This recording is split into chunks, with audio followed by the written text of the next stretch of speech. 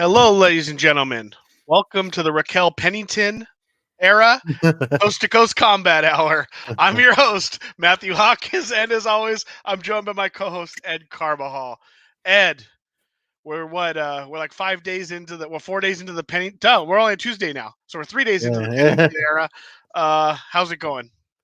Good, man. I mean, I'm glad you said that because we were both kind of like, it's good that we eat a little bit of crow or whatever on her winning because we both picked against her and she won a decision, but it's it's um it's a strange time in the UFC when it comes with what's going on with the titles that were on the line with that card, which we're gonna get into eventually, but um before we move ahead, there's some news that we should talk about because we discussed it last week, and there's a couple of things I want to. There's an update to the PFL versus Bellator card that'll be like the highlight pay per view of next month. They're doing a press conference tomorrow on the East Coast time, 2 p.m. in Florida. Hopefully, we'll get more details on that. But our boy Nolan King put out the news that Magomed Kirov, and I know we keep messing up the Magomed names, but he's out, and Ray Cooper III is in to face Jason Jackson.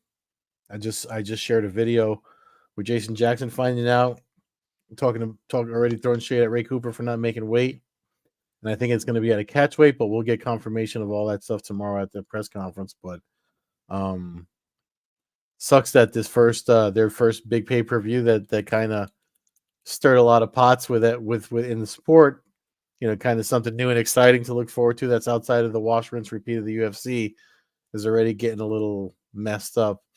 And then I wanted to share something else too because a good question that I'm going to start messaging the other Bellator fighters that I know because I think we just need to know. And I'm not going to like say names or anything. I mean, most people can probably guess, but I want to find out. Nick Baldwin posted something. He shared that Josh Hill, who was a Bellator fighter, went 4-3 in Bellator, posted on his social media that he kind of like got left hanging, and it doesn't look like they're just taking all the Bellator fighters. Um, and he said he was a free agent, so it's like, I mean, I know there's a lot of like Don Davis interviews with Ariel Helwani, which it's hard for me to sit through. I want to hear what Don Davis has to say, but I don't want to hear what Ariel Helwani has to say or the way he asks questions. But I'm just like how much money are they putting? Are they only putting money into the name fighters from Bellator, and everyone else is getting left in the lurch? Because that's kind of sucks. There's a lot of good fighters. There's a lot of good fighters on that roster that they could do stuff with. So I'm just curious as to where they're headed. But hopefully somebody asks that question tomorrow. I do have a Zoom link to jump into that press conference, but I'm not going to be able to because of the time of day that they're doing it. Um, I don't think I'm you'd get an honest answer to that yeah, question at this point right now, anyway. yeah. But I gotta say, I don't hate it. I hate it that these guys are kind of in limbo, but I Mm-hmm, don't hate that they could become free agents. It brings up what we talked about. I don't, mm-hmm, I want this to work, but I'm not so sure this is going to work with Bellator PFL thing. Obviously, they're not going to be able to absorb the huge roster that Bellator had. I just don't. I mean, and I don't really want them to either. I don't want a mega rostered organization. It all it does is lead to a bunch of fights that don't mean anything. So I don't mind if these guys become free agents and they can go fight for, Ryzen or Titan main event or do whatever. I mean, mm-hmm, at least they get a chance to actually have their name put out there and they're not just buried on some random prelim in the Middle mm-hmm, East or something like that. And I don't if I'd rather PFL really just take the names from Bellator and have them mm-hmm, fight the names from PFL and let that be like a super fight organization. And they said they're gonna have 8 Bellator events, which in itself isn't enough. Even if there's 15 fights an event, what are we looking at? 120 fights. mm-hmm. That's 240. If guys aren't if I only fighting one time, that's 240 fighters. I mean, I don't know the exact number of the Bellator roster, but I mean, just doing the math on it, there's no way they'd be able to keep. Really, I can't even Mm-hmm. imagine them keeping much more than say 120 fighters, and that might be a lot still. Um, and you just make them free agents and you sign them when you need them. I don't think it's the worst thing in the world than seeing limbo, and Mhm. especially when there's a crossover. I mean, we saw Cyber Well, tweet out. it's Cyber not it's only bad you.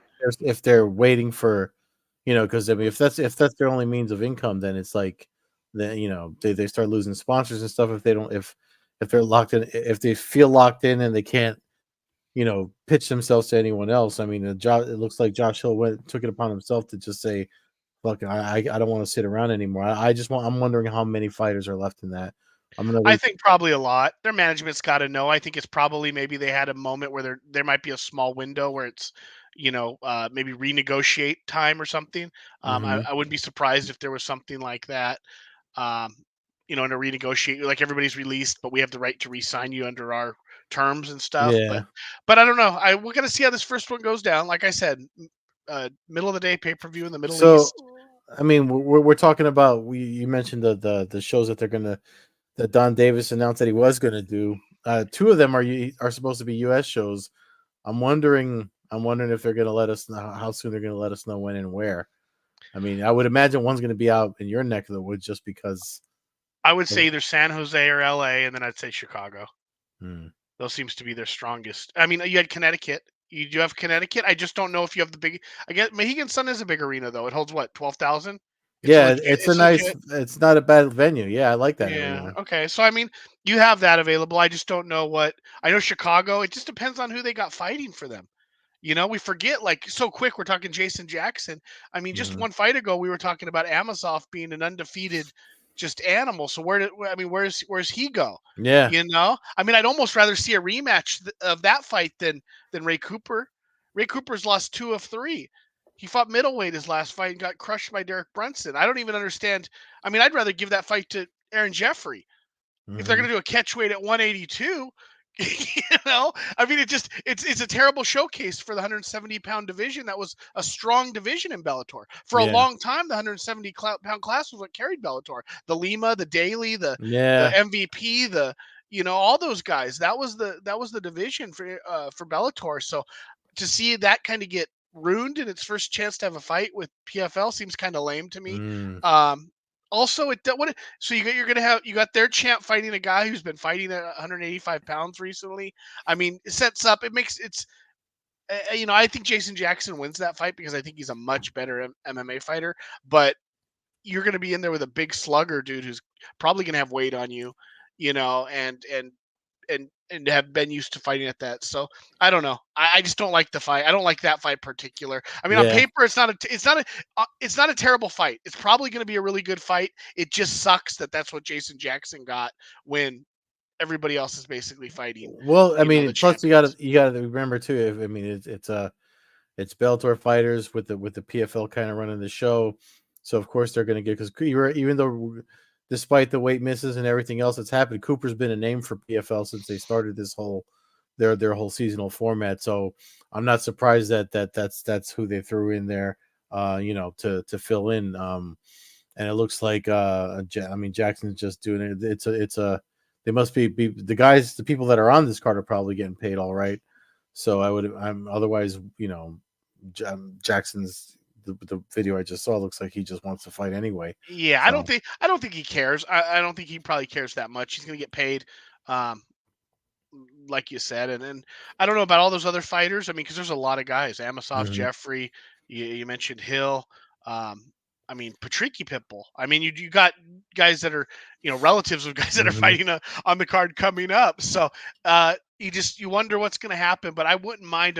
I mean, if you just told me tomorrow that there was like 50 good free agents available, It wouldn't suck to have Mhm. kind of a bidding war where those guys can kind of spread out. Some go to the UFC, some maybe stay with PFL, and some go to Japan. Or Mhm. I don't think it would be terrible for other organizations, even BKFC and some of those other ones, because you open that up, and Yeah. I think that does get you there. So Well, mentioning good. one thing. I mean, this is a good way to segue into to the UFC 297. After the main event of UFC 297, Johnny Eblen, who's on this card, pretty much flat out said, he beats DDP easy, and he, not for nothing, he beats Strickland and DDP pretty easy in my opinion. Just because of, from what I've seen from what I've seen out of all three fighters, and I'm just like, I don't know why I call him DDP. I promised myself I'd never call him the Dracus Duplessis because there's only one DDP and that's Diamond Dallas Page. But Dracus Duplessis, I mean, last week we talked about how him winning would be good for the UFC's future plan and the fact that it went to the decision and stuff. I mean, I know you watched the fight more closely, I'll say, than I did. Um, you know, I don't. It seems like no one's happy with the decisions that came out of the 297 card. And I wish if Evelyn wasn't locked into this contract, I'm pretty sure UFC would want to scoop him right up because I mean he's 14-0, undefeated, and holds the title that people know his name. I mean the dude definitely is in the prime of his career right now. Yeah, I mean, I don't think he walks through those guys. I do think he could be he probably I'd bet him to win both of those fights based off what I've seen, but he Mm-hmm. hasn't fought in the UFC. I mean, Duplessis manhandled and handled Robert Whitaker and then picked up a win here. So, you don't want to shoot them short just because they're kind of, neither of these guys are the most exciting fighters. I think that's kind of what you get spoiled Yeah, when you get a decade of Anderson Silva and then you get a half a decade of Adesanya and you yeah, get, you know what I mean? And then you kind that's of just true. get normal guys. And I think that's Mm. what's, we're old school. So we're kind of like the superheroes were always the champions, the Vanderlei Silvas, the guys that kind of had some kind of Superheroes, character yeah. or, whereas now it's like, you know, we all love Frankie Edgar, but we don't want Frankie Edgar in every division. You Mm-hmm. know what I mean? Like he's who he is because he's who he is. He's a plain hardworking American dude from Jersey who is a world champion, and it goes like Dan Henderson. You only want so many, so many Dan Hendersons. Mm. You need the Vanderleys, you need the Shoguns, you need the Rampage Jacksons, you need the whole gambit of guys to really, I think, get the creativity and the excitement going. And right now, I think it's kind of at a down point. I think the Duplessis and I think the him against Adesanya obviously has a backstory. I don't know Mm-hmm. how dirty that'll get, but it is a fight that at least has a story that can sell and has potential. Strickland, I think, is going to always just kind of just, I don't know what the word, not to dumb you down, but just kind of make it Mm-hmm. grimy. You know what I Mm-hmm. mean? His style, especially now with his peekaboo style, I think it's Mm-hmm. just going to make it where the only way you're really going to beat him is probably landing a huge punch like Bahia did, Mm-hmm. or just playing it smart and outpointing him. Because his defense is there now. Um, and he didn't have that style against Bahia, so who knows how that would go in a rematch, Mm-hmm. but I, I they're talking rematch, or they're not talking rematch, but it seems like a lot of people want the rematch. Mm-hmm. I don't know if that's because Strickland he's picked up a huge fan base. So Yeah. that's the other kind of fascinating thing about this. I mean, I find him amusing. I like that he speaks his mind. I'm not someone that, you know, but um it is weird. It's weird how hyped the fight is getting. People are talking like this was Robbie Lawler, Rory McDonald, and it wasn't. No. It was like a mediocre fight. Like, Yeah. so it's funny that the fan base has really kind of elevated it to like, oh man, it was such a war he lost, and now like 65% of people want a rematch Yeah. is a little weird to me. But Yeah. well, I don't think the UFC will do it either. I think No, they're no, gonna. no. There were, I mean, at the post-fight press conference, Dana White was already kind of like, yeah, rematch. These guys will see each other again, but not anytime soon, and not in so many words. But that's pretty much what he hinted at again, and it's because of what I said last week. They have these plans for Africa, South Africa, and there's fighters, like him and Adesanya are probably the fight that they want to make to go there and sell out whatever arena they can get. You know what I mean? Yeah, see, but I won't be Uh, surprised if they try to force that on like 300 and speed it up and just do it in Vegas and really drop the ball on that opportunity. That's what you just. I I feel Yeah. like I feel like it's perfectly set up for Adesanya to get his title back, and then for Kazmat to come in at the end of the Hmm. year and fight Hmm. Adesanya in a mega super fight where you really would have kind of two superhero esque Hmm. character fighters. You'd have an undefeated guy against a guy who ran that division for a long time and can kick your head off or punch your head off. You know what I mean? Hmm. So um, there is some potential, but I think right now we're just kind of in a stagnant. We mentioned Pennington winning. Congratulations to her. I mean, the grind is real for somebody that's been around fighting for as long as she has. So Mhm. props to her. I don't even really know what to compare it to. I mean, I guess maybe Bisbing winning the title, like, Mm. um, whereas it was somebody who like you just never. I mean, I didn't. Maybe a bunch of No, people we out didn't. there Yeah, we didn't thought at all. Pennington was going to be this champ, but I just, you know, I always thought she was just going to kind of be second fiddle to everybody she kind of So fought.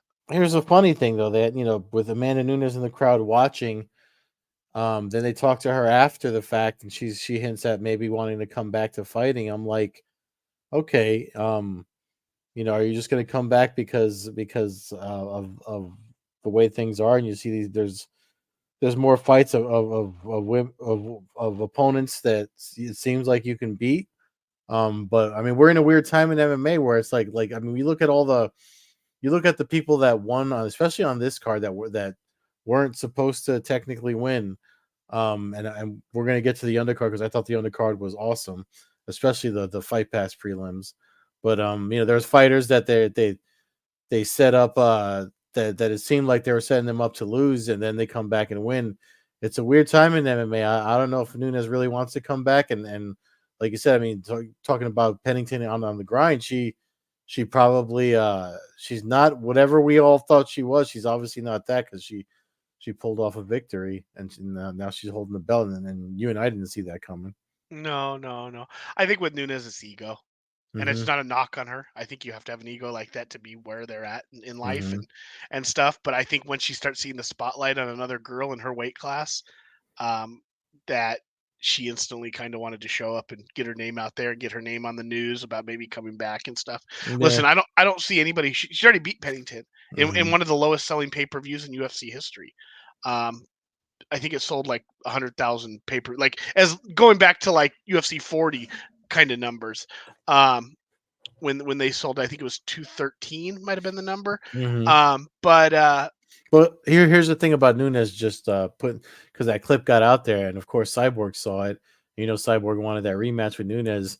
I mean, if Nunes is retired, technically she's available, and yeah, if but she's no, available, because you know what I mean? Like, they retire while still under contract. mm, So the UFC holds their rights. What needs to happen? Here's what needs to happen. And the only fight that I really care about Nunes fighting, I'd like to see Cyborg fight Kyla Harrison. I'd like to yeah, see her knock her block off. And then I'd like to see PFL let her out of her contract so that Nunes and Cyborg can have a double retirement fight, mega yeah, super fight that would be to good. headline maybe like International Fight Week next year. You know what I mean? Hmm. And then it just be a double retirement fight. That's the only fight that I'd like to see. Because other than that, who's Nunes going to fight? I mean, I can watch her win 100 fights in a row, but what's she going to fight Juliana Pena over and over again? I mean, that's Hmm. really the only. I don't want to watch her fight Pennington. She's going to go there, beat Pennington, and then what? Fight Holly Holm again? I mean, it's not, the Yeah. division just hasn't grown. And unfortunately, when you have back to back dominant champions like you had with Nunes and Rousey, you basically destroy everybody.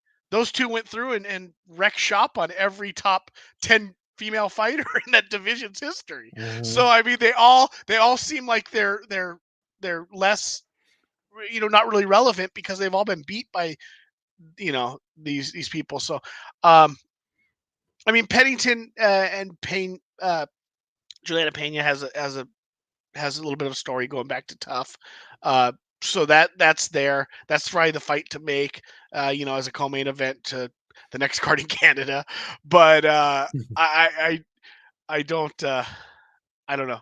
It's just an interesting time in the UFC all around. We don't know where we're Yeah. at with Conor McGregor. We don't know where the UFC 300 is in April. I mean, tickets went on sale for 299 a couple weeks ago. Yeah. So you know that they need to get that announcement out here. I would say within the next 2 weeks to get tickets on sale, to have a proper couple months to sell them and really I hype up the already, I event. mean, yeah, like you said, hype it up because there's nothing right now. I'm looking, well, who's on there? But I mean, the guy Gaethje, the There's a lot Gaethje, of names. There's a lot of names and a lot of fun fights, but you don't have a main event yet. yeah, you don't have that fight that I mean, the Gaethje Holloway fight. I mean, you guys threw that out with the BMF title, and it's just like and then they're talking about the Weili Zhang and Yan Xiaonan, You and don't I'm have just one like, you're gonna look back and go, that was 300. You that's know, not, that yeah. was You don't have one that says I need to get there and watch it, or I need to see, like leave me alone that Saturday, because this is like none of those fights. And I am a Gaethje fan, but the fight with Max Holloway, we already talked about it, so yeah. I don't want to. But I'm just like, I mean, Figueiredo and Cody Garbrandt's a fun fight. Miller, Bobby Green's a fun fight. They're all fun fights, but it's not making me. I'm not licking my chops yet to see it. You know. No, it seems like it's just kind of stuff that was just thrown up against a wall, and that's the fights they came up with, you know, Yeah. and that's not always terrible, but uh, you just like I said, you either have to have a circus fight or you have to have a really banger of a main event Hmm. there. But maybe the UFC. Brock Lesnar. See, we say that. I mean, you know, Brock Lesnar, Daniel Cormier. you do Aspinall Brock Lesnar. Yeah. You know, none of the other guys would fight Brock.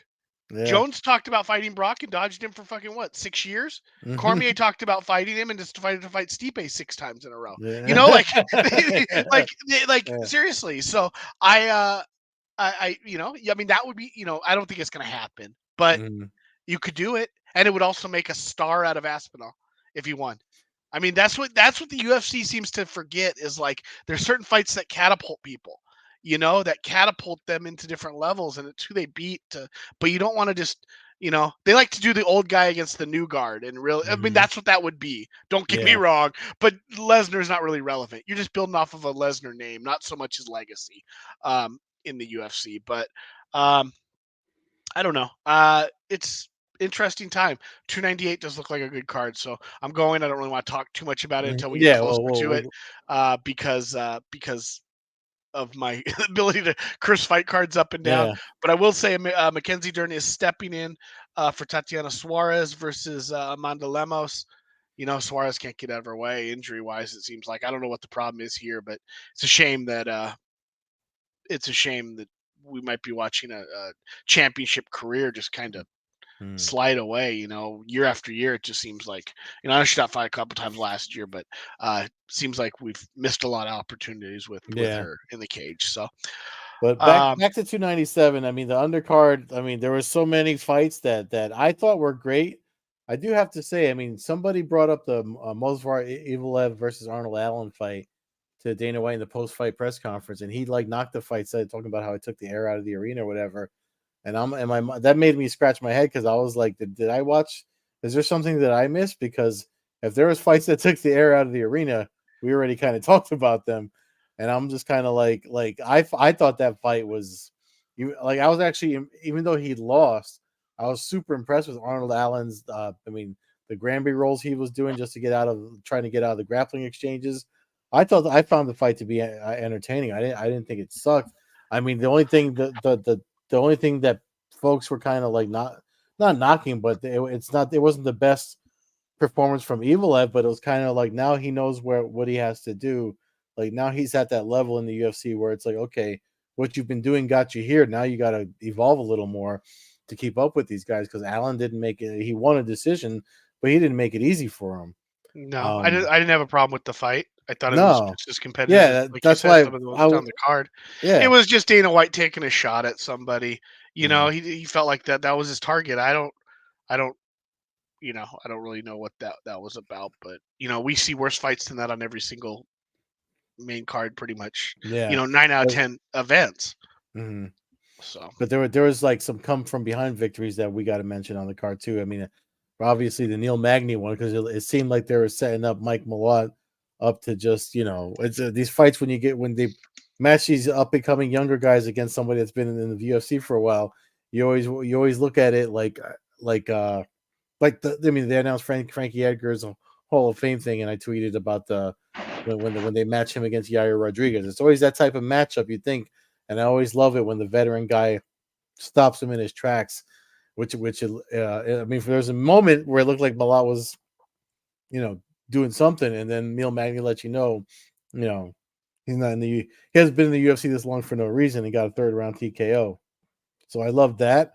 I love I mean, Chris Curtis's story is another fight too that's one that's worth mentioning because he retired like 3 times when he was in the He had the PFL. quickest retirement in the history of MMA when he retired and then fought later that night. Yeah, So, yeah, and then he like lost and then retired again, and then now and here he then is he in the came to the UFC and he's been on a nice little run now. I mean, he's main carding yeah. pay-per-views, which is great, and he seems to be a good guy. So yeah, no, it's you know, it was like a 6.5 on a pay-per-view scale for me. Mhm. You know, nothing great, but you know, But nothing horribly terrible. But well, it was a catchweight. It was supposed to be flyweight, but Jimmy Flick versus Malcolm Gordon. Um, that fight. I mean, I don't know. People were booing Jimmy Flick. I mean, the fact that he was on the Fight Pass prelims, I get it. I know he he's another one that retired and came back, so I get why the card placement and everything. But I mean that fight was so fun, so much fun to watch. I mean, I know Malcolm Gordon said he's retired after losing, I guess because of the weight miss and then losing by submission. But I mean, because even I think it was Cormier said during the fight, he was like, "Why is he forcing? He's forcing grappling exchanges with a really dangerous guy. And if you want to see somebody that uses the sneakiest counter like grappling in MMA, it's Jimmy Flick." I actually I knew he was going to win by some sort of choke. So when he won by the choke that he got, I was just like, man, I don't know who was sleeping on him. I don't know what the odds were leading into it, but like between him and Neil Magny, I was like, man, I should have done some sort of underdog parlay with these guys because it was great fights. I love the undercard, especially the 3 subs. Obviously, could be the jiu-jitsu guy, but those 2 fights in particular, I wanted to mention because those were the fight and the Evil Ev one because Dana White, I don't know what he was smoking. I don't know if the cold got to him in Canada or what the deal was because he was like, I think he was waiting to get baited for these LGBTQ arguments and shit that that came up. So because he knew that guy was there, that reporter was there, and he was just waiting for it to happen. It seemed like if you watch it, you can see he's kind of like even when the guy that didn't do that asks a question, he brings it up a little bit, and it's like that's been a highlight of the press conference. But if you watch the whole thing, it's almost as if he was just he was waiting for somebody to try to drag him into that whole mess of you know of freedom of speech and all that. yeah, no, it's I did catch some of that where you could tell he was kind of he was waiting for the shots to Yeah, come. yeah. Um, let's see. Looking ahead here, we don't have a UFC this weekend, but we do have bare knuckle fighting coming back, right? Free. BKFC, free on YouTube, free on the app. YouTube will have commercials, I believe, or ads, and the app, I believe, will not. But easy way to watch BKFC this weekend. It is also the debut of their Actually, it's Prospect Series 3. I must have missed the other ones. So, with that said, Donald Sanchez, Noah Cutter. I've seen both of them compete multiple times. Good main event. Eric Dodson, the brother of John Dodson, Mhm. makes another appearance. And I noticed the debuting Juan Adams, formerly of the UFC and PFL and Fury and a bunch of other stuff. He makes his debut. Big man. Um, but I'll be interested to see how he takes that punch. Big men don't always, Rothwell's thrived. Uh, Hardy didn't, So it'll be interesting. Also, Taylor Starling versus Jenny, formerly known as Jenny Savage, is now Jenny Kalisis. Or sorry, Clacius. I'm not really sure how to pronounce it, but that's early prelim. That should be a good fight as well. I'm not sure the order of the bouts actually, but that Mhm. should be a really good female bout. Both of those women have been known to bleed and cut their opponents, so that should be fun to watch. Yeah. Um, There's also one championship's going to have a pretty busy weekend. They do something every Friday.